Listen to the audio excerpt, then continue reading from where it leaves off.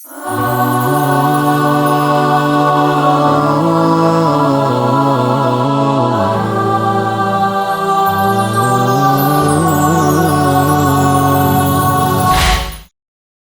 بالله السميع العليم من الشيطان اللعين الرجيم بسم الله الرحمن الرحيم وبه نستعين وصلى الله على سيدنا محمد وآل بيته الطاهرين اللهم صل على محمد وآل محمد وعجل فرجهم.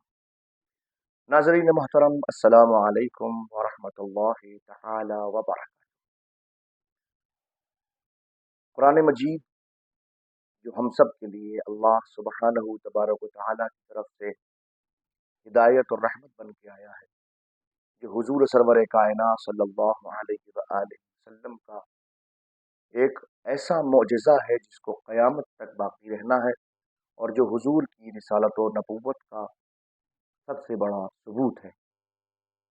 اس قرآن مجید کو پڑھنا، اس کی تلاوت کرنا، اور خاص طور پہ ماہ مبارک رمضان میں تلاوت کرنا ایک عظیم ثواب کا حامل ہے۔ جو انسان خصوصیت کے ساتھ ماہ مبارک رمضان میں اس سورہ کی تلاوت کرتا ہے یا اس قرآن مجید کی تلاوت کرتا ہے تو اس کو بہت زیادہ ثواب میسر ہوتا ہے۔ حد یہ ہے کہ عام دنوں میں جو ثواب ایک انسان کو ختم قرآن کا میسر ہوتا ہے، ماہ مبارک رمضان میں اس انسان کو ایک آیے قرآنی کے پڑھنے سے ثواب میسر ہوتا ہے۔ یقیناً خوش بخت ہے وہ انسان، خوش نصیب ہے وہ انسان کہ جو اس ماہ مبارک رمضان میں مسلسل اللہ کے احکامات کو اور اللہ کے فرامین کو اور اللہ کے بیان کردہ مکمل کلام کو پڑھنے کی کوشش کرتے ہیں اور سعادت حاصل کرتے ہیں۔ یقیناً ثواب کے ساتھ ساتھ ہدایت بھی میسر ہوتی ہے۔ یہ سلسلہ جو آپ حضرات کی خدمت عالیہ میں اس ماہ مبارک رمضان میں شروع ہوا، اور جس کو ہم نے میننگز آف قرآن کے نام سے قرآن مجید کے آسان معانی، اور محصور کیا گیا اس بات کو کہ ہم فقط اور فقط ان سوروں کو کہ جن کو ہم ماہ مبارک رمضان کے علاوہ بھی روزانہ کی نمازوں میں پڑھتے ہیں، ان سوروں کو کم سے کم ہم سمجھنے کی کوشش کریں، تاکہ جب بھی ہم ان سوروں کو قرآن مجید کے علاوہ نماز میں پڑھیں یا نماز کے علاوہ پڑھیں تو کم سے کم ہمیں معلوم ہو کہ اس کے معانی اور مطالب اور میننگز کیا ہیں۔ الحمدللہ آج ہماری گفتگو سورہ مبارکہ عصر تک پہنچی ہے۔ آئیے سب سے پہلے ہم اس سورہ مبارکہ عصر کی تلاوت کرتے ہیں، تاکہ جو افراد اس کی تلاوت میں غلطیاں کرتے ہیں وہ غلطیاں ختم ہو جائیں اور ہم درست لہجے کے ساتھ اور درست انداز کے ساتھ اس کی تلاوت کا شرف حاصل کر سکیں۔ بسم اللہ الرحمن الرحیم۔ والعصر ان الانسان لفی خسر الا الذین آمنوا وعملوا الصالحات وتواصوا بالحق وتواصوا بالصبر۔ صدق اللہ العلی العظیم۔ یہ چھوٹا سا سورہ ہے، گویا جیسے آپ نے سورہ مبارکہ کوثر کو پڑھا، تقریباً اس کے جیسا ہی سورہ ہے، حالانکہ اسے تھوڑا سا بڑا سورہ ہے۔ سورہ کوثر فقط اور فقط 10 الفاظ کو سمیٹے ہوئے ہے، یہ 10 سے زیادہ الفاظ کو سمیٹے ہوئے، اس لیے اسے تھوڑا بڑا سورہ ہے۔ حالانکہ اگر آپ دیکھیں آیات کی تعداد کے اعتبار سے 3 آیتیں اس میں ہیں اور 3 ہی آیتیں اس میں بھی ہیں، لیکن معنویت دیکھیے آپ، اور قرآن مجید کے چھوٹے سورے کو بھی آپ بڑے سورے کے مقابلے میں، بڑے سورے کو بھی چھوٹے سورے کے مقابلے میں لے کے آئیے تو شان اعجاز دونوں کی برابر دکھائی دیتی ہے۔ اب آئیے اس سورے کے مفاہیم اور معنی کو سمجھنے کی کوشش کریں۔ بسم اللہ الرحمن الرحیم، شروع اس اللہ کے نام سے جو رحمان ہے رحیم ہے۔ اس کے بعد میں والعصر، واو قسم کا ہے، یعنی والعصر یعنی عصر کی قسم۔ اللہ سبحانہ تبارک و تعالی ہمیں اس سورے کی ابتدا سے قسم کھا کے کچھ متوجہ کرنا چاہتا ہے۔ حالانکہ یہ ایک مستقل موضوع ہے کہ قسم کیوں کھائی جاتی ہے، قسم کھانے کے اسباب کیا ہیں، قسم کس لیے کھانی چاہیے، اور قسم کون کھاتا ہے اور قسم کس لیے کھائی جاتی ہے۔ اس چیز کو को मैं यहाँ बयान नहीं करना चाहता। आइए गुफ्तगू को आगे बढ़ाते हैं। वल असर, असर की कसम, इन्नल इंसान लफी खुस्र, बेशक इंसान घाटे में, जितने भी इंसान है वो सब के सब, इल्लल्लज़ीना आमनू, हाँ कुछ लोग, ऐसे लोग जो ईमान लेकर आए, व अमिलुस सालिहात, और जिन्होंने आमाल सालिहा अंजाम दिए, व तवासौ बिल हक, और एक दूसरे को हक की वसीयत की, व तवासौ बिस सब्र, और एक दूसरे को सब्र की वसीयत की। ऐसे लोग, इस तरह के लोग यकीनन घाटे से अलग हैं। वो लोग घाटे में नहीं, घाटे में बस वही लोग हैं इस जगह के ऊपर जो न ईमान की मंजिलों पर है, न आमाल सालिहा की मंजिल पर है, न उन्होंने एक दूसरे को हक की वसीयत की, न एक दूसरे को सब्र की। ये छोटा सूरा है मगर महानी बहुत सारे अपने अंदर समेटे हुए।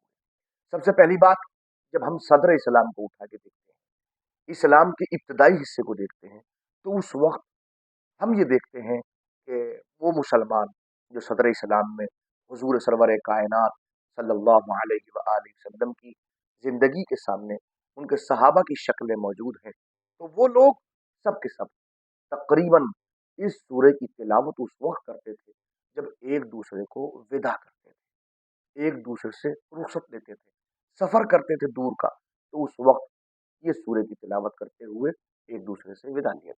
वल असर इन्नल इंसान लफी खुस्र इल्लल्लज़ीना आमनू व अमिलुस सालिहात व तवासौ बिल हक व तवासौ बिस सब्र। चूंकि इसमें लफ्ज़ व तवासौ है, व तवासौ का मतलब वसीयत करना, एक दूसरे को वसीयत करना, अकेले नहीं, अकेले जो काम हो उसमें व तवासौ का इस्तेमाल नहीं होता।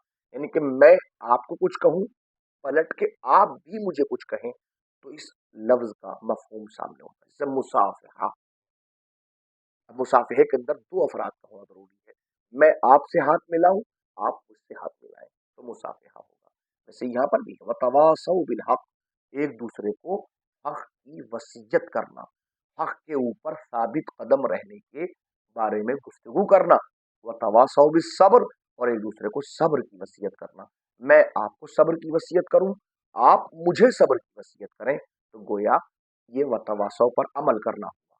अब आगे बढ़ के देखिए, अल्लाह सुब्हानहू तबारक व तआला जब कसम खाता है, अब मैं क्यों की मंजिलों पे नहीं, कुछ बताना चाहता हूं कि अल्लाह सुब्हानहू तबारक व तआला किस किस की और कैसे कैसे कसम खाता है।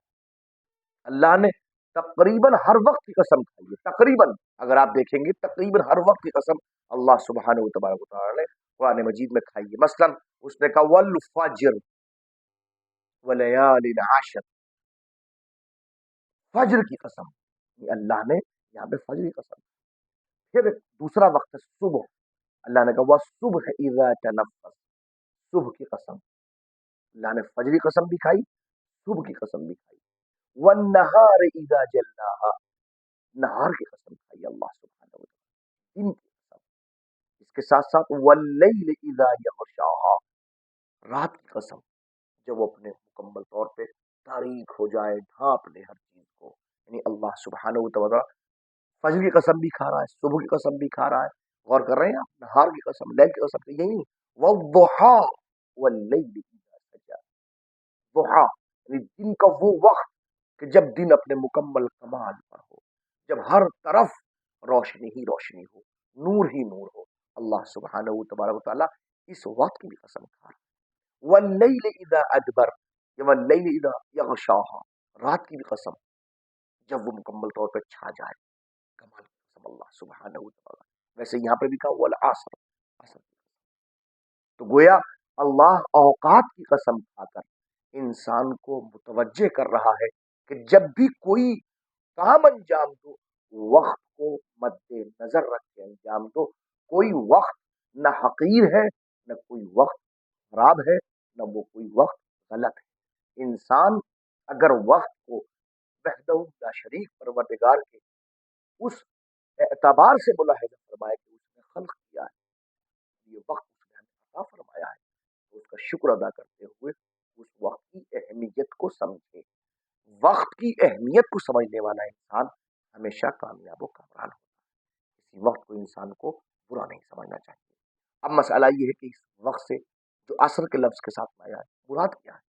تو جب ہم امام جعفر صادق علیہ السلام کی احادیث کا مطالعہ کرتے ہیں تو معلوم ہوتا ہے کہ اس عصر سے مراد حضرت حجت عجل اللہ تعالی فرجہ الشریف کے ظہور کا اور خروج کا وقت مراد دیا گیا۔ یہ خاص روایت ہے جو میں آپ حضرات کی خدمت عالیہ میں اس لیے عرض کر رہا ہوں تاکہ آپ حضرات متوجہ ہو سکیں، اس لیے کہ ہم اور آپ دونوں کا تعلق اس امام وقت سے ہے کہ جو امام ہم سب کا امام ہے اور ہم سب کو متوجہ کرتا ہے کہ تمہاری اللہ سبحانہ تبارک و تعالی کی بارگاہ میں حاضری میرے توسط سے ہوگی۔ وَيَوْمَ نَدْعُو كُلَّ أُنَاسٍ بِإِمَامِهِمْ، اللہ سبحانہ تبارک و تعالی قیامت کے دن ہر انسان کو اس کے امام کے ساتھ بلائے گا۔ تو جب ہر انسان کو اس کے امام کے ساتھ اللہ سبحانہ تبارک و تعالی بلائے گا تو اس وقت ضرورت ہے کہ ہم اپنے زمانے کے امام کو سمجھنے کی کوشش کریں تاکہ قیامت کے دن جب ہم اللہ کی بارگاہ میں پہنچیں تو ہمیں احساس ہو کہ ہم کس امام کے ماننے والے ہیں، کس امام کے چاہنے والے ہیں، اس امام نے ہم سے کیا چاہا ہے اور ہمارا اس امام سے کیا ربط ہونا چاہیے۔ تو والعصر، اب اگر آپ نماز میں اس سورہ کی تلاوت کر رہے ہیں اور کہہ رہے ہیں والعصر، عصر کی قسم، تو کم سے کم امام جعفر صادق علیہ السلام کے قول کی روشنی میں اس بات کو یاد رکھیں کہ اس سے مراد حضرت حجت کے خروج کا وقت مراد دیا گیا ہے، یعنی کہ وہ وقت، یعنی گویا ہمیں آمادہ ہونا چاہیے اس سورے کو پڑھتے ہوئے کہ پروردگار ہمیں توفیق دے کہ اگر ہم اس امام کی رعیت میں ہیں، اس امام کی رعایا میں ہیں، تو پروردگار والعصر، عصر کے وقت قسم، تاکہ ہم بھی اس وقت عصر کو ملاحظہ کر سکیں، دیکھ سکیں اور امام کے ناصرین میں شمار ہو سکیں۔ حالانکہ اس جگہ روایتیں اور بھی موجود ہیں، کچھ لوگوں نے کہا ہے کہ اس عصر سے مراد ظہور اسلام کا زمانہ ہے، کیونکہ عصر کا مطلب زمانہ، عصر کا وقت، زمانہ، ایک زمانہ کا وقت، تو چونکہ ظہور اسلام کا زمانہ ہے لہذا یہ ظہور اسلام یہ حضور سرور کائنات سے لے کر تا قیام قیامت تک جو ظہور اسلام کا وقت ہے، اللہ سبحانہ و تبارک و تعالیٰ نے اس وقت کی قسم کھائی ہے۔ کچھ لوگوں نے کہا کہ نہیں، اس عصر سے مراد جو ہے ادھر حقیقت انسان کے کمال کا وقت مراد ہے، جب انسان کمال حاصل کرے گا، جب انسان کمالی کیفیتوں پر ہوگا۔ ابھی کمالی کیفیتیں کب ہیں؟ تو ظاہر ہے کہ حضرت آدم علی نبینا وعلیہ الصلوۃ والسلام سے لے کر حضرت خاتم صلی اللہ علیہ وآلہ وسلم تک جو زمانہ گزرا ہے تو ہر زمانے کے اندر انسان تکاملی کیفیت کمال کی طرف چلا جا رہا ہے، مسلسل کمال حاصل کر رہا ہے اور بڑھتا چلا جا رہا ہے۔ اور ایسا نہیں ہے کہ حضرت حجت کے زمانے تک آتے آتے انسان رک گیا، نہیں، جس وقت حضرت حجت کا ظہور ہوگا اس وقت انسان مکمل طور پہ کمال حاصل کر چکا ہوگا۔ کمال کیسا ہوگا؟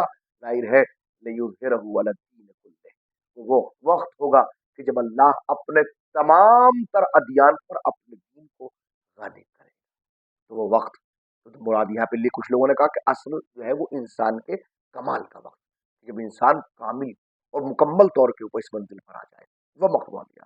کچھ لوگوں نے اس جگہ پہ کہا کہ نہیں، اس سے مراد نماز عصر کا وقت، والعصر یعنی اللہ نے گویا صلاۃ عصر، وقت عصر کی قسم کھائی ہے کہ مجھے نماز عصر کے وقت کی قسم۔ بہت ساری روایتیں اور بھی ہیں، تفصیل میں نہ جاتے ہوئے، لیکن بہرحال ایک زمانہ مراد ہے، وہ کوئی بھی زمانہ ہو، چاہے حضرت حجت کے ظہور کا خروج کا زمانہ ہو، چاہے انسان کے کمال کا زمانہ ہو، چاہے اسلام کے ظہور کا زمانہ ہو، لیکن زمانہ مراد ہے۔ اس زمانے کے اعتبار کی قسم کھاتے ہوئے اللہ کہہ رہا ہے والعصر، عصر کی قسم۔ پھر آگے بڑھ کے کہتا ان الانسان لفی خسر، دیکھیے جب انسان گھاٹے کو دیکھتا ہے، خسر کا مطلب گھاٹا، ان الانسان لفی خسر، بے شک انسان گھاٹے میں ہے، بے شک انسان خسران میں ہے، بے شک انسان گھاٹے میں ہے۔ جب ایک انسان گھاٹے کی منزلوں پر آتا ہے تو یاد رکھیے گھاٹا دو طرح کا ہوتا ہے، یا گھاٹا مالی گھاٹا ہوتا ہے، خسران مالی اس کو کہا جاتا ہے کہ انسان کہیں پیسہ لگایا، اس نے 1 لاکھ 10 لاکھ 50 لاکھ 1 کروڑ جو اس کی اپنی حیثیت ہے، اور لگانے کے بعد اس نے اس کے اندر تجارت کرنا چاہی، اس نے اس کے اندر بزنس کرنا چاہا، نتیجہ یہ ہوا کہ سکسیس نہیں، کامیاب نہ ہو سکا، جو کچھ پیسہ اس نے لگایا تھا وہ سب ڈوب گیا۔ کیا ہوا؟ مالی گھاٹا۔ لیکن اس کے ساتھ ساتھ کبھی کبھی اگر آپ انسانی گھاٹے کو دیکھیں گے، جہاں انسان خود اپنے آپ کو گھاٹے میں پا رہا، تو وہ ظاہر ہے کہ مال سے زیادہ بڑا گھاٹا انسان کا اپنا ہو۔ یہاں والعصر ان الانسان لفی خسر، یہاں اللہ نے یہ نہیں کہا کہ آپ مالی گھاٹے میں پڑ رہے ہیں، رب تعالی نے کہا ہے ان الانسان لفی خسر، انسان گھاٹے میں ہے۔ یعنی یہاں گھاٹا مالی گھاٹا نہیں ہے، انسانی انسانی خسران، انسانی نقصان۔ ظاہر ہے کہ انسان کا نقصان بڑا عظیم نقصان ہوتا ہے، اس سے بچنا ضروری ہے۔ اب یہی وجہ بھی ہے، اب قرآن کو اٹھا کے دیکھیں آپ، تو قرآن خود کہتا ہے ان الخاسرین الذین خسروا انفسهم۔ یاد رکھو، نقصان اٹھانے والوں میں سے نقصان اٹھانے والے وہ ہیں خسروا انفسهم، جنہوں نے اپنے آپ کا خسارہ کر، جو اپنے آپ کو ڈبو چکے، جو اپنے آپ کو ختم کر چکے، جو اپنے آپ کو تباہ و برباد کر چکے۔ ظاہر ہے کہ مالی گھاٹے سے اٹھا جا سکتا ہے، لیکن انسان اپنے آپ کو اگر گھاٹے میں لے جائے تو اس سے اٹھنا بہت مشکل ہوتا ہے۔ اللہ سبحانہ تبارک و تعالی ہمیں اور آپ سب کو اپنے نفسی گھاٹے سے بچنے کی توفیق رحمت فرمائے۔ پھر یاد رکھیے، ایک انسان اگر اس بندی کو ملاحظہ فرمائیں گے، وَتَوَاصَوْا بِالْحَقِّ وَتَوَاصَوْا بِالصَّبْرِ، میں نے بتایا کہ وتواصوا کا مطلب یہ ہوتا ہے کہ ایک دوسرے کو، میں آپ کو، آپ مجھے، آپ مجھے، میں آپ کو، یہ ہے وتواصوا۔ اور یہاں قرآن کیا کہہ رہا ہے؟ وتواصوا بالحق، کسی انسان کو حق بات پر ثابت قدم رہنے کی وصیت کرنا۔ توجہ فرما رہے ہیں آپ، ملاحظہ فرما رہے ہیں آپ ایک دوسرے کو؟ تو دیکھا بعض اوقات ایسا بھی ہوتا ہے کہ میں آپ کو کچھ حق بات متوجہ کرنے لگوں یا آپ مجھے کرنے لگے، ادھر آپ نے مجھے ٹوکا، کاظمی صاحب آپ نے یہ بات کہی ہے، کچھ برا لگتا ہے، نتیجے میں آپ سے دور ہو گیا۔ جو کچھ فیض آپ مجھ سے اٹھا سکتے تھے یا میں آپ سے اٹھا سکتا تھا، صرف آپ کے ایک حق کہنے کی بنیاد پر آپ اس فیض سے محروم ہو گئے، میں اس فیض سے محروم ہو گیا۔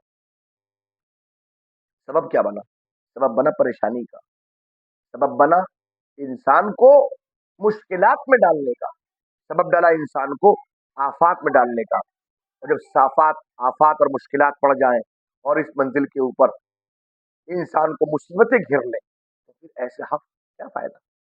کیا فائدہ ایسے حق کا جو مصیبتوں کو لے کے چلا ہے؟ لہذا قرآن نے، لیکن یہاں پر اس جگہ پر جو میں اس آیت کی بات کر رہا ہوں، وَتَوَاصَوْا بِالْحَقِّ وَتَوَاصَوْا بِالصَّبْرِ، حق کی وصیت کو تنہا نہیں رکھا، بلکہ حق کے ساتھ ساتھ لفظ صبر کی وصیت کو ساتھ میں رکھ کے کہا کہ اگر انسان ایک منزل پر ایک دوسرے کو حق کی وصیت کرتے ہوئے پریشانی کا، مشکل کا سامنا کرنے لگے، لہذا اس جگہ پر صبر کی وصیت بھی کرو۔ جب صبر کی وصیت کرو گے تو انسان ان تمام مشکلات سے دور ہو جائے۔ یعنی اگر کہیں آپ کو حق کی وصیت کرنے کی نوبت آ جائے تو آپ حق کے ساتھ ساتھ صبر کی وصیت بھی کریں۔ اور صبر کی وصیت کیسے کریں گے؟ کہ پہلے خود آپ صبر کریں۔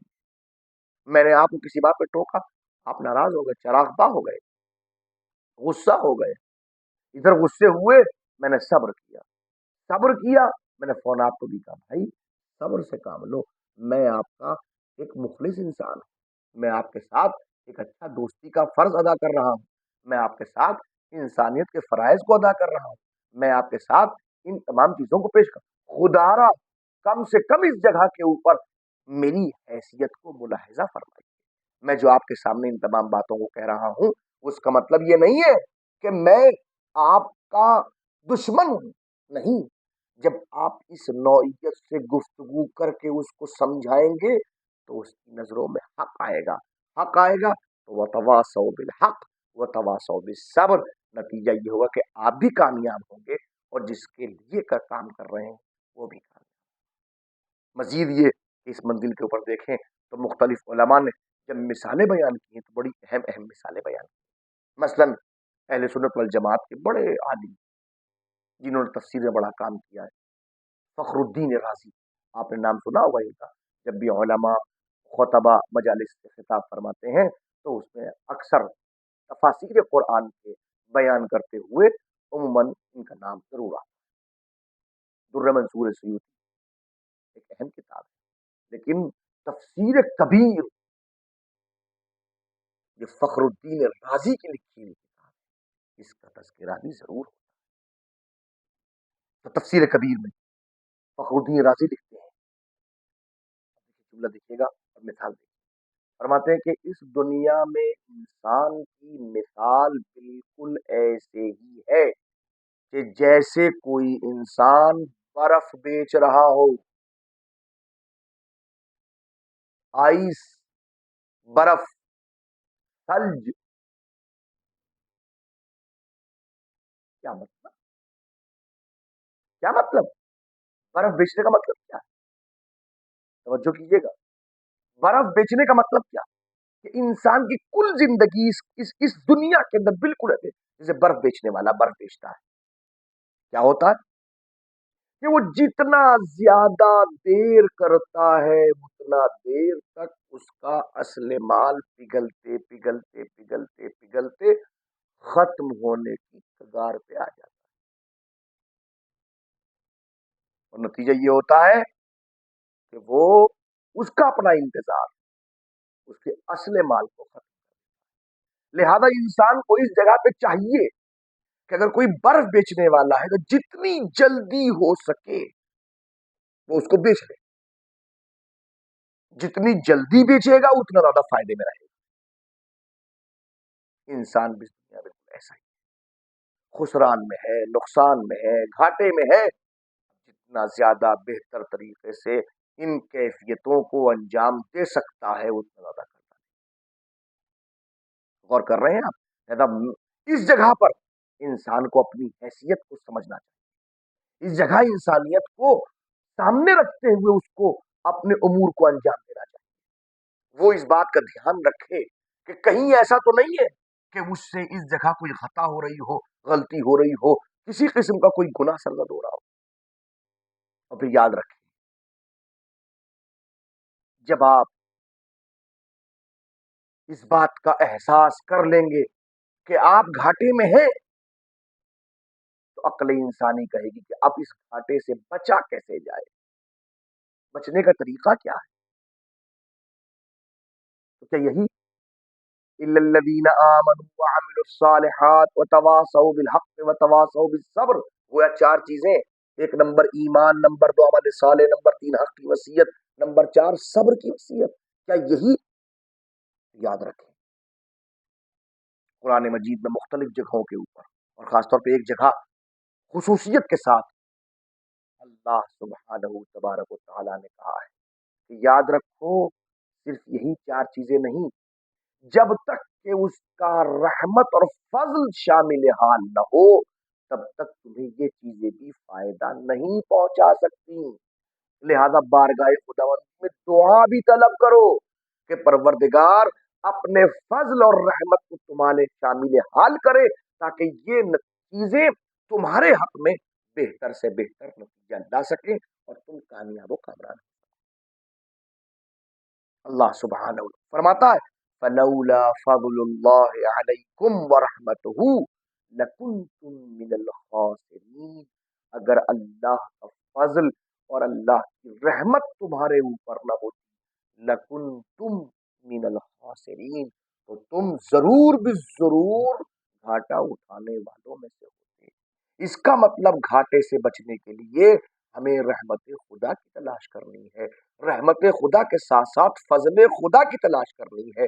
رحمت خدا کیا ہے، فضل خدا کیا ہے، ایک مستقل موضوع ہے، لیکن میں اپنے नाजरीन को इस मंजिल के ऊपर खुश करते हुए कि जब हम तफासिर का मुतालिया करते हैं तो मालूम होता है कि फजल से मुराद मौलाए मुत्तकियान है और रहमत से मुराद हुजूर सरवर कायनात है। यानी गोया अगर कोई इंसान घाटे से बचना चाहता है तो ईमान और अमल साले और वक्त और सब्र के साथ साथ उसे चाहिए कि वो अल्लाह की तरफ से आने वाले फजल यानी मौलाए मुत्तकियान के वसीले को इख्तियार करे और अल्लाह की तरफ से आने वाली रहमत यानी सरवर कायनात के वसीले को इख्तियार करे, ताकि ये दोनों का वसीला उसको कामयाब हो कामयाब करे। मजीद अगर आप उठा के देखें तो खास तौर पर मालूम होता है कि इंसान की हैसियत बिल्कुल इस दुनिया के अंदर वो एक बाजार में खड़ा हुआ और बाजार में खड़ा हुआ इंसान बेच रहा खरीद रहा है। क्या क्या खरीद रहा है? तवज्जो कीजिए। उसकी उम्र बिक रही है, उसकी कुदरतें बिक रही है। आने वाला कल एक दिन का था, 2 दिन का, 1 हफ्ते का, 1 महीना, 1 साल, 2 साल, 10 साल, 20 साल, 50 साल, ये क्या हो रहा है? उसकी उम्र बिक रही, खत्म हो रही है। बजाय कि आज के जमाने में उमूमन देखा गया है कि विलादत का साल आया, बर्थडे आ रही है तो बर्थडे मनाई जा रही है, खुशियां हो रही हैं, ये सब कुछ वो सब कुछ गोया दूसरी अकवाम के शिआरात का इस्तेमाल करना, उनके तौर तरीके को इस्तेमाल करना वगैरह वगैरह। और नतीजा क्या होता है? नतीजा ये होता है कि हम बड़ी खुशी के साथ में इस मंजिल के ऊपर होते हैं कि गोया बस हम यहां तक आते आते अपनी तमाम तर कैफियतों को बिल्कुल खुशी में मशहूर होते भूल गए। किसी समझदार और अक्लमंद ने कहा कि ये 1 साल तुम्हारी उम्र का बढ़ गया या तुम्हारी उम्र का 1 साल घट गया।